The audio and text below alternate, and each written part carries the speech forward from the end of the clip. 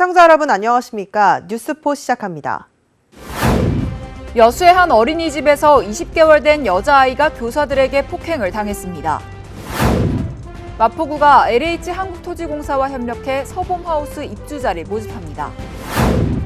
대전시가 나노 반도체 산업을 집중 육성해 나갈 계획입니다. 대구시가 코로나 재유행에 대비한 대응 전략 심포지엄을 열었습니다.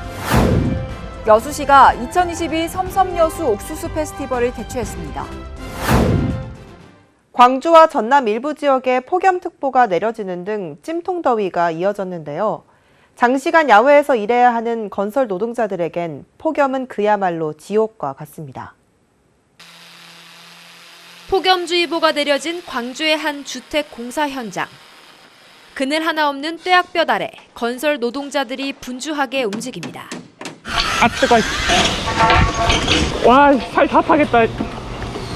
100여 명이 일하는 이 현장에서 쉴 수 있는 곳은 그늘막 텐트 하나뿐입니다.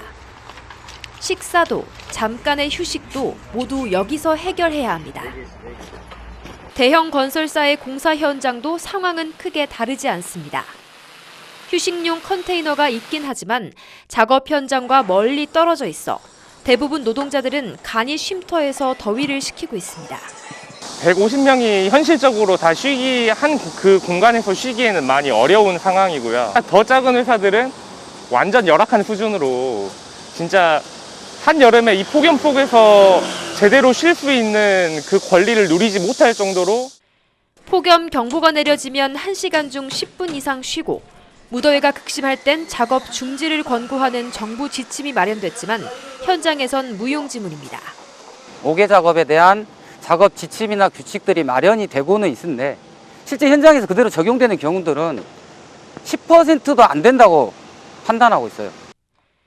다음 달부터 일정 규모 이상의 사업장에 휴게시설 설치를 의무화하는 법이 시행되지만 시설에 대한 구체적인 기준도 없는 상황입니다. 2016년부터 지난해까지 여름철 온열 질환으로 사망한 근로자 중 건설업 종사자가 차지하는 비중은 무려 70%. 폭염에 무방비로 노출된 건설 노동자들을 보호할 수 있는 대책 마련이 시급한 때입니다. 여수의 한 어린이집에서 20개월 된 여자아이가 교사들에게 폭행을 당한 것으로 드러났습니다. 다문화 가정의 아이였는데 피해 아이의 어머니는 CCTV에 담긴 충격적인 장면을 보다가 쓰러지기까지 했습니다. 이에 경찰이 수사에 나섰습니다. 이마에 둥그렇고 커다란 멍이 들었습니다. 머리카락 사이로는 긴 상처 2줄이 보입니다. 팔에는 물린 것으로 보이는 상처도 있습니다. 이제 갓 20개월이 된 김모양의 모습입니다. 지난 3월부터 여수의 한 어린이집에 딸을 보낸 김양의 부모는 최근 아이의 몸에서 심상치 않은 상처를 발견했습니다. 아이가 부쩍 힘도 없고 축 처져 있자 이상한 생각이 들어 어린이집 CCTV를 확인했더니 충격적인 장면이 나타났습니다. 교사 한 명이 딸을 붙잡고 다른 한 명이 책과 숟가락 등으로 때리는 모습을 확인했다고 말합니다. 함께 있던 교사가 말리기는커녕 함께 폭행에 가담했다는 겁니다. 경찰하고 시청 직원하고 대동해서 CCTV 확인 결과 담당 교육교사가 딸을 수저와 책으로 머리를 구타를 하더라고요. 이주 여성인 김양의 어머니는 CCTV를 보다가 충격을 받고 쓰러져 119에 실려간 것으로 전해졌습니다.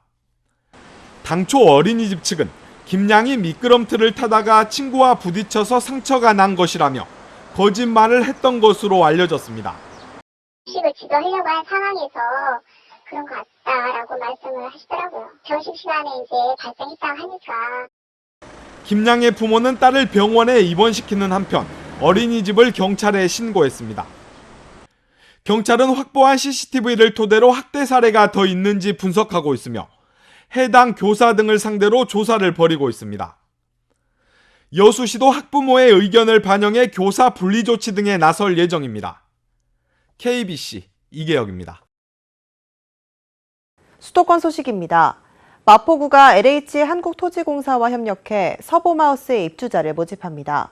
서봄하우스는 돌봄이 필요한 주민이 내가 살던 지역에서 안전한 생활이 가능하도록 통합적인 서비스를 제공합니다. 마포구에서 LH 한국토지공사와 협력해 서범하우스의 입주자를 모집합니다. 모집 공고일 현재 마포구에 주민등록이 등재돼 있는 2인 이하 무주택 세대 구성원으로 국토교통부 훈령 제1340호에 따른 매입 임대주택 소득 자산 기준에 적합하며 마포형 케어 안심주택에서 제공하는 돌봄이 필요한 사람이라면 신청할 수 있습니다. 신청은 7월 27일부터 8월 4일까지 8일간 접수받습니다. 구비 서류를 작성 후 거주지 동주민센터를 통한 방문 접수로 접수하면 됩니다. 자세한 모집 공고 및 구비 서류는 마포구청 누리지 고시공고란에서 확인할 수 있습니다.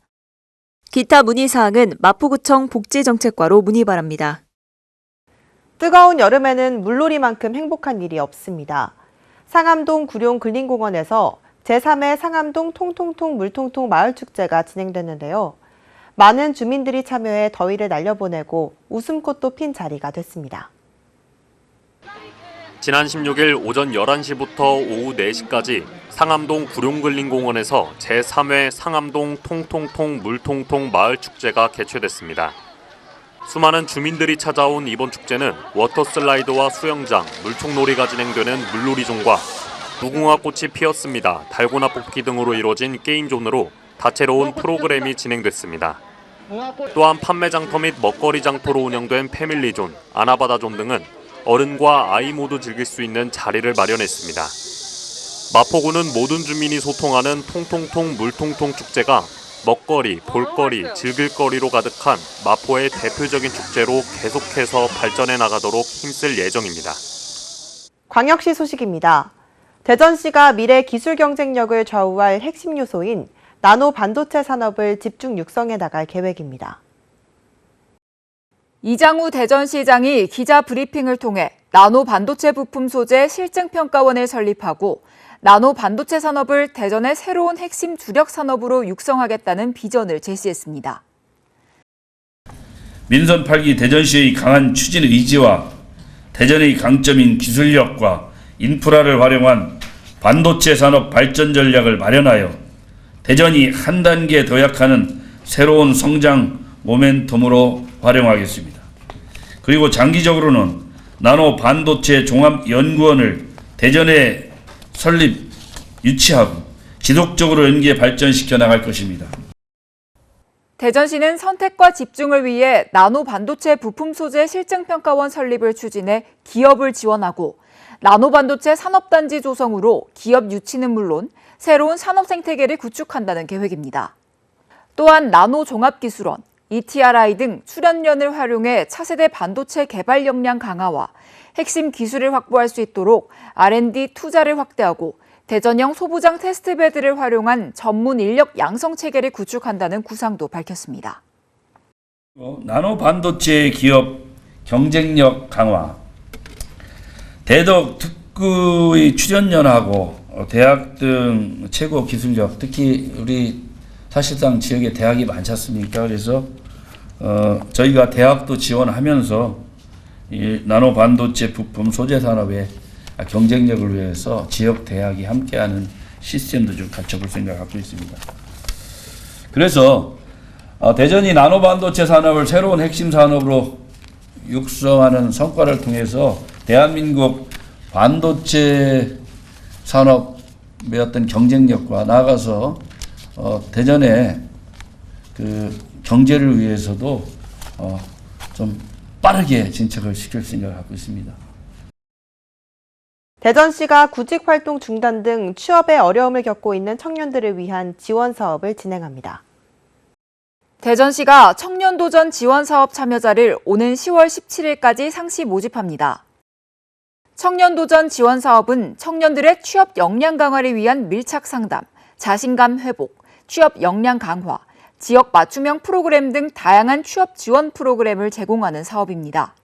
이번에 제공되는 프로그램은 기수별로 11월 18일까지 진행될 예정이며 40시간 중 32시간 이상을 참여한 프로그램 수료자에게는 인센티브 20만 원이 지원되고 프로그램 이수자를 채용하는 사업주에게는 고용 촉진 장려금이 지원됩니다. 참여를 희망하는 청년은 워크넷 홈페이지 접속 후 청년도전 지원 사업을 검색해 신청하면 되고 온라인 신청이 어려운 경우에는 대전시 일자리 지원센터 방문 접수도 가능합니다. 기타 자세한 사항은 대전시청 또는 대전 일자리 경제지원센터 홈페이지 공고문을 확인해 보시기 바랍니다. 대구시와 대구시 감염병 관리지원단이 코로나19 재유행에 대비한 대응 전략 심포지엄을 열었습니다. 8월 중순에서 10월 중순경 코로나19 확진자 수가 약 20만 명에 이를 것으로 예측되는 가운데 대구시가 방역태세 정비에 나섰습니다. 심포지엄에서는 코로나19 발생 동향과 향후 전망, 코로나19 재유행 대비 의료 대응 전략 주제 발표에 이어 코로나19 대응 전략 공유와 분야별 감염병 대응 방안 등의 지정 토론이 진행됐습니다. 또 지역 방역, 의료 대응 인력들과의 자유 토론으로 도출된 신속하고 효율적인 감염병 대응 전략 방안도 추진할 계획입니다. 강원도 소식입니다. 강원 트리엔날레가 진부 문화예술 창작 스튜디오에서 강원 트리엔날레 평창사무소 개소식을 열었습니다. 강원 트리엔날레는 2018 평창 동계올림픽 문화 레거시 사업으로 예술을 매개로 한 지역 재생의 의미를 담은 3년 주기 순회역 시각예술 행사인데요. 올해부터 3년 동안 평창에서 예술의 구원, 평창이라는 대주제 아래 펼쳐질 예정입니다. 이날 개소식에는 심재국 평창군수, 김필국 강원문화재단 대표, 김도영 평창문화도시재단 이사장의 인사말에 이어 신지희 강원 트리엔날레 운영실장의 트리엔날레 소개와 차재 예술감독의 강원작가 트리엔날레 2022 계획이 발표됐습니다. 전시의 현장성을 실시간으로 담아내고 지역의 원활한 소통을 위해 문을 연 강원 트리엔날레 평창사무소에서는 향후 예술감독과 큐레이터, 코디네이터 등이 상주하며 행사 준비에 박차를 가할 예정입니다. 이에 심재국 평창군수는 평창 동계올림픽 레거시 사업인 강원 트리엔날레를 평창에서 개최하게 되어 기쁘다며 강원 트리엔날레를 통해 평창의 문화예술과 지역경제가 활성화되고 더욱 경쟁력 있는 문화도시 평창으로 발전해 나가도록 최선을 다해 준비하겠다고 말했습니다. 횡성군 농업기술센터가 농업 6차 산업화 활성화와 농산물 가공 전문 인력 양성을 위해 농산물 가공 창업 실무 교육을 추진합니다. 이번 교육은 가공 창업의 체계적인 교육으로 부담을 완화시켜주고 기초적 기틀을 마련하는 도움을 주고자 마련됐는데요. 7월 12일부터 9월 6일까지 총 9회 과정으로 이론과 실습으로 운영되며 관내 주민 25명이 참가합니다. 한편 농산물 가공 창업 실무 교육은 2009년부터 매년 20명 이상을 대상으로 교육이 진행돼 왔으며 수료생 가운데 농산물 가공 창업 의지가 있는 농가를 대상으로 농업기술센터 내 농산물 가공 지원실을 이용한 가공 제품 컨설팅 및 제품 공동개발 활동을 추진하고 있습니다. 충청도 소식입니다. 충북도가 2022년 디지털 클러스터 지원 사업 화장품 분야에 최종 선정돼 총 사업비 20억 원을 확보했습니다. 디지털 클러스터 지원 사업은 협업 수요가 있는 기업들을 데이터 네트워크로 연결하는 클러스터형 스마트 공장 보급 사업입니다. 본 사업은 온라인 공동 판매 플랫폼 지원과 고객 리뷰 데이터 분석, 안정성 관리 등과 함께 각 참여 기업의 수준에 맞춘 개별 스마트 공장 구축도 지원할 예정입니다. 본 사업이 성공적으로 추진되면 충북의 화장품 분야 제조 혁신 생태계를 조성하는 도약점이 될 것으로 기대됩니다. 충북도는 최근 코로나19 장기화 및 우크라이나 전쟁에 따른 사료 원료 가격 상승 등으로 어려움을 겪고 있는 축산 농가 경영 안정을 위해 3차 사료 구매 자금을 지원합니다. 최근 사료 원료 가격 상승으로 어려움을 겪고 있는 축산 농가 경영 안정을 위해 지원하는 자금입니다. 농가 사료 구매 자금 지원 사업은 신규 사료 구매 비용과 기존 외상 금액을 상환해주는 사업으로 지원 대상은 축산업 허가 등록을 받은 축산농가와 법인입니다. 사업 대상자로 선정된 축산농가는 농가사료 구매자금 선정 추천서를 발급받아 해당 지역 농축협에서 대출받을 수 있습니다. 경상도 소식입니다. 제60회 경북도민체육대회가 포항시에서 4일간 치러졌습니다. 선의의 경쟁을 위해 땀을 흘린 선수들의 열전과 함께 300만 도민이 화합하는 축제의 장이 됐는데요. 뜨거운 열정으로 가득했던 경북도민체육대회 소식 전해드립니다. 제60회 경북도민체육대회가 15일부터 18일까지 4일간 희망빛 나래 포항이라는 주제로 열렸습니다. 이번 대회에는 도내 23개 시군 약 11,000여 명의 선수단이 참가했으며 선수들은 육상 등 29개 종목의 경기에서 선의의 경쟁을 펼쳤습니다. 대회 개막전에는 포항 호미곶과 경주 토암산에서 각각 채화된 성화가 해상봉송 등 지역의 특색을 담은 관광지를 순회하며 각계각층의 시민들이 봉송 행사에 함께했습니다. 성화봉송 특별 행사에서는 각 봉송 구간을 거친 두 성화가 포항 운하 산책로에서 합류해 형산강 전야제 행사장에 안치됐습니다. 이강덕 포항시장과 백인규 포항시의회 의장은 장애인의 휠체어 주자봉송을 돕기도 했습니다. 개막식에서는 선수단 입장과 대회기 개양, 선수 및 심판 선서 등이 진행됐으며 여러 내빈들이 인사말을 전했습니다. 또 성화 점화, 드론 라이트 및 멀티미디어 쇼, 인기 가수 축하 공연 등 다채로운 볼거리가 가득했습니다. 한편 포항시는 이번 대회를 맞아 다양한 축제 및 문화 행사도 마련했습니다. 메타버스 체험관 등을 운영했으며 대회와 연계한 각종 해양 레저 스포츠 행사도 마련했습니다. 이를 통해 4차 산업 선도도시 및 해양 문화 관광도시 포항의 면모를 가감없이 알렸습니다. 포항 경주공항의 명칭 변경이 완전히 이뤄졌습니다. 포항 경주공항은 새로운 이름으로 양도시의 상생 발전을 견인할 것으로 기대되는데요. 포항 경주공항이 더욱 활기를 띠며 포항이 사통발달 교통망을 구축할 전망입니다. 포항 경주공항 명칭 변경 기념식이 있었습니다. 기념식에서 지자체 및 관련 기관장들은 이번 명칭 변경이 지역 간 협력 발전의 상징적 사례가 되도록 협력 체계를 굳건히 하자는 데 뜻을 모았습니다. 포항과 경주 양도시는 국토부의 포항 경주공항 명칭 변경을 건의한 바 있습니다. 이에 올해 2월 국토부 항공정책위원회는 포항 경주공항 명칭 변경을 결정했고 이후 절차를 거쳐 7월 14일부터 변경된 명칭을 정식 사용하고 있습니다. 한편 포항시는 관련 기관과 함께 포항 경주공항 활성화를 위해 노력하고 있습니다. 항공 노선 증편은 물론 공항과 경주 보문 간 직통 버스를 개통하고 관광객을 위한 여러 가지 할인 프로모션과 인센티브 지원책도 개발하고 있습니다. 또 SNS와 전광판 등을 통한 홍보에도 주력하고 있습니다. 시는 앞으로 2025년 개항하는 울릉공항과의 연계 등 장기적 과제를 지속 발굴하며 포항 경주공항이 새롭게 도약할 수 있도록 최선을 다할 방침입니다. 민주노총 건설노조가 한국전력의 전기설비공사 협력업체들이 불법 제야도급을 자행하고 있다며 경찰에 고발장을 접수했습니다. 하지만 한전은 업체들을 전수조사한 결과 불법 하도급이 발견되지 않았다고 주장하고 있습니다. 지난해 1월부터 담양 지역의 전신주 고압 관리를 해오고 있는 담양의 한 전기공사 업체. 민주노총 건설노조는 지난 2020년 말 약 60억 원에 달하는 2년치 계약을 따낸 고흥의 전기공사 업체 대신 실제 공사를 해오고 있다고 주장합니다. 입찰을 따낸 고흥 지역 업체가 도급액의 약 30%인 18억 원가량을 수수료 명목으로 챙긴 뒤 담양업체에 제하도급을 줬다는 겁니다. 여기는 이제 현장 사무실을 현장 책임자가 있죠. 된 후에 여기를 차리신 거네요. 그런 셈이죠.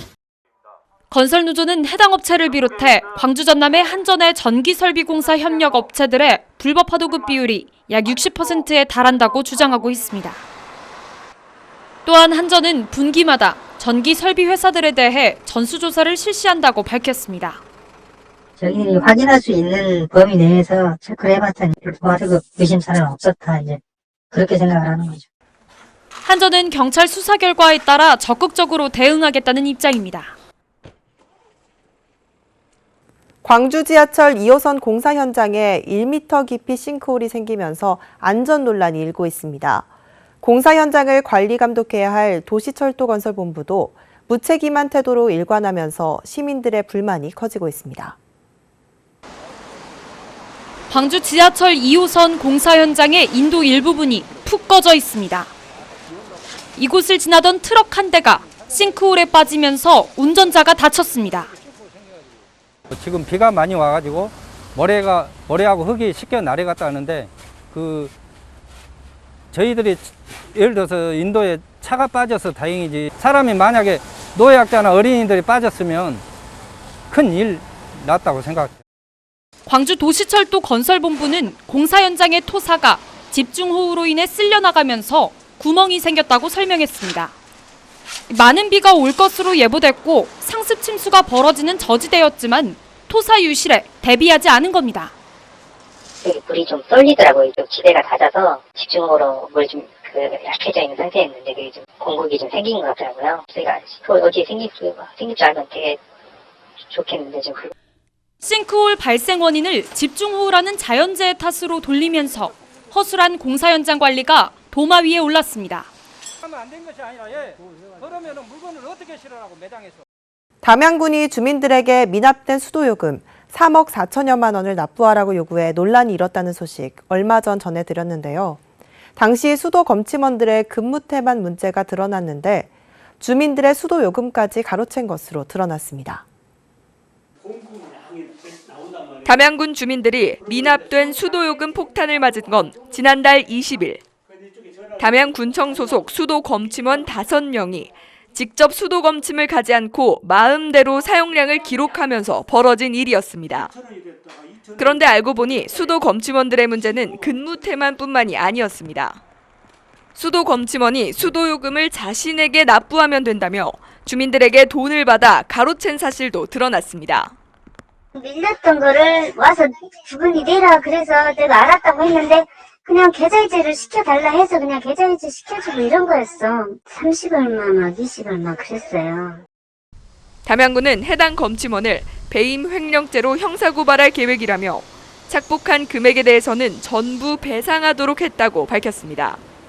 어르신들이나 아니면은 이제 자동이체 안 하시는 분들이 뭐 이렇게 은행에 가서 이렇게 납부하시기 좀 어렵다든가 뭐 시간이 안 되신 분들은 또 그렇게 있으셨는가 보더라고요. 그분은 지금 해임이 됐습니다.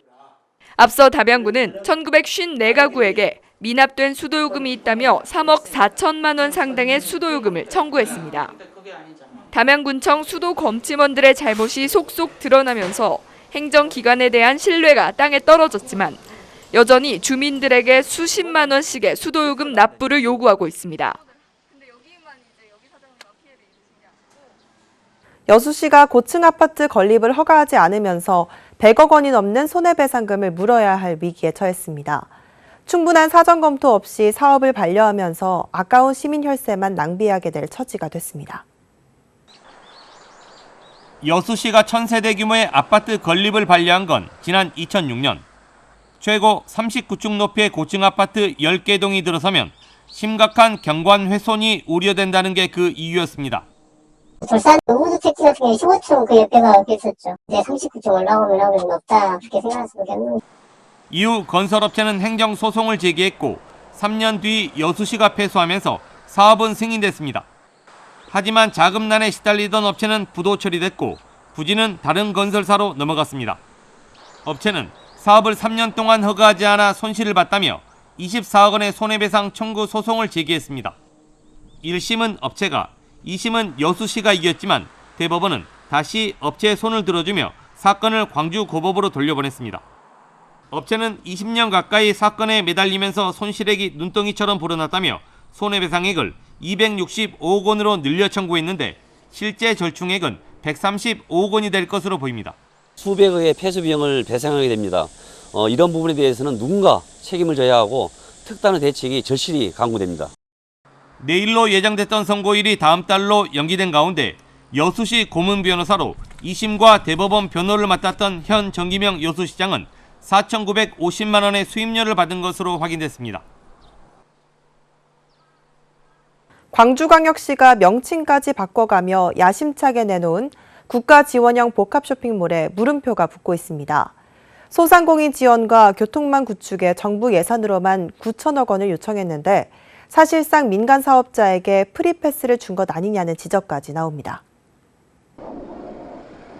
국가 주도형에서 국가 지원형으로 명칭까지 바꿔가며 복합쇼핑몰 TF를 꾸린 광주시. 국민의힘과의 예산정책협의회에서 그 구상안을 처음으로 공개했는데 논란만 키우는 모양새입니다. 상생과 연결을 골자로 생산자와 소상공인, 소비자가 선순환하는 디지털 유통센터 조성에 3천억 원, 복합 쇼핑몰 이용 고객과 시민 편의를 위한 트램 등 교통망 구축에 6천억 원, 정부 예산으로만 9천억 원을 요청했습니다. 사실 소상공인과의 상생과 교통 영향평가, 이 두 사업 모두 투자에 나선 민간 사업자가 풀어야 할 숙제입니다. 광주시가 민간 사업자에게 프리패스를 준 것 아니냐는 지적이 나오는 이유입니다. 어떤 지렛대 담아서 예산이라는 것을 당장에 우리 예산 확보할 수도 없습니다. 근데 이런 걸 통해서 이제 계속 접근해 가는 거죠. 출발은 이렇게 출발해가지고 점점 그림을 구체화시켜서 가는 과정이거든요. 복합 쇼핑몰 이용객 편의를 위해 제시한 트램 건설에 대해서도 뒷말이 무성합니다. 강기정 광주시장이 국정과제라는 타이틀에 기대 자신의 공약을 끼워 넣게 하는 것 아니냐는 비판입니다. 당선인 시절 도심 수소 트램 설치를 공약했던 강 시장은 지난 12일 입법 예고한 민선 8기 조직 개편안에도 트램 설치와 운영에 대한 내용을 명시했습니다. 광주 발전을 위한 사업에 정작 시민은 빠지고 치적만 쌓고 있다는 목소리까지 나옵니다. 복합 쇼핑 유치 논의들을 한정하면서 그런 중앙정부가 반드시 지역을 위해 해야 될 현안 문제에 대한 해결 노력을 촉구하는 것을 좀 제대로 하지 못했다는 생각이 들고, 서진 정책에 속도를 붙이고 있는 집권 여당과의 첫 예산정책협의회에서 광주시는 국가지원형 복합 쇼핑몰의 당위성을 설명하기에 바빴고, 예산 문제로 늦춰진 도시철도 2호선 건설 등 현안에 대해선 단 한마디도 하지 않았습니다. 여수시 화양면 사무소 나집 물량장 앞에서 2022 섬섬여수 옥수수 페스티벌이 개최됐습니다. 여수시가 주최하고 섬섬여수 옥수수 향토사업단이 주관한 섬섬여수 옥수수 페스티벌이 지난 16일과 17일 주말 이틀 동안 진행됐습니다. 이번 행사는 전시관과 판매장, 공연과 체험, 먹거리 장터 등 다양한 프로그램으로 구성돼 섬섬여수 옥수수 홍보에 큰 효과를 거뒀습니다. 우리 몸은 60%에서 70%가 수분으로 이루어져 있습니다. 특히 피는 94%가 물인데요. 통상 성인은 하루 1.5리터에서 2리터의 물을 마시도록 권장됩니다. 여름철에는 최소한 1.6리터는 마셔줘야 하는데 몸에 물이 부족하면 체온 유지, 노폐물 제거 등 아주 기본적인 일조차 처리하기 쉽지 않게 됩니다. 가벼운 탈수로도 피로를 느끼고 두통이 생기며 기분이 나빠지고 집중력이 떨어질 수 있습니다. 이상 뉴스 마칩니다. 시청해주신 여러분 고맙습니다.